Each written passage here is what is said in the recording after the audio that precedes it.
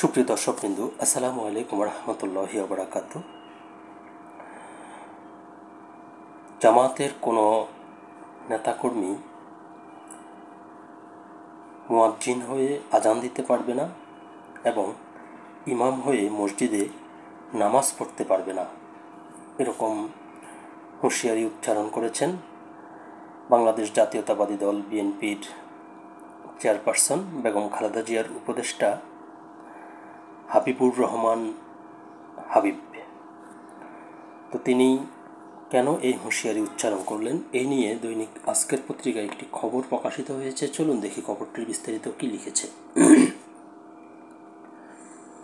জামাতের কেউ ইমাম মুয়াজ্জিন হতে পারবে না, আটঘরিয়ায় হাবিব।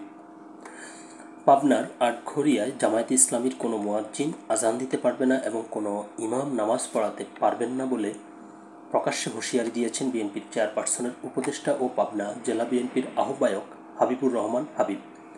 তিনি জামায়াতকে স্বাধীনতা বিরোধী রককাটা গ্রুপ এবং পাকিস্তানের দোসর বলেও আখ্যায়িত করেছেন।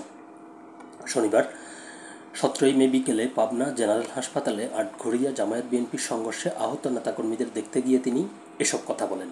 রাতে সামাজিক যোগাযোগ মাধ্যমে তার এই বক্তব্যের একটি ভিডিও ভাইরাল হয়।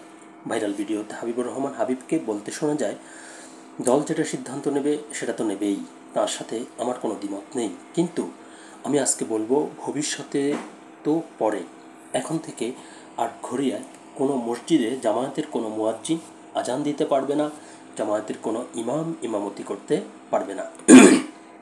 গত শুক্রবার দেবোত্তর বাজারে জামে মসজিদে জামায়াতের কারণে মানুষ জুমার নামাজ পড়তে পারেনি দাবি করে তিনি বলেন, তালা দিয়ে পালিয়েছে কতটা নেক্কারজনক ঘটনা।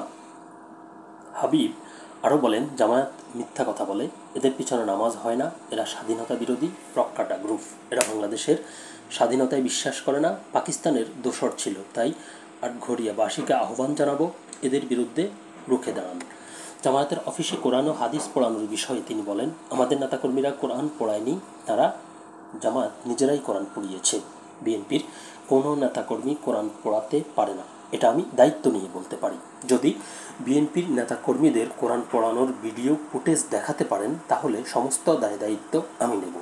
আর আমাদের যে 100টি মোটরসাইকেল ভাঙছে তার ক্ষতিপূরণ দিতে হবে তাদের।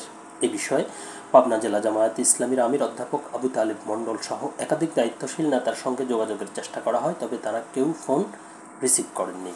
খবরটি ছিল এ পর্যন্তই। আল্লাহ হাফেজ।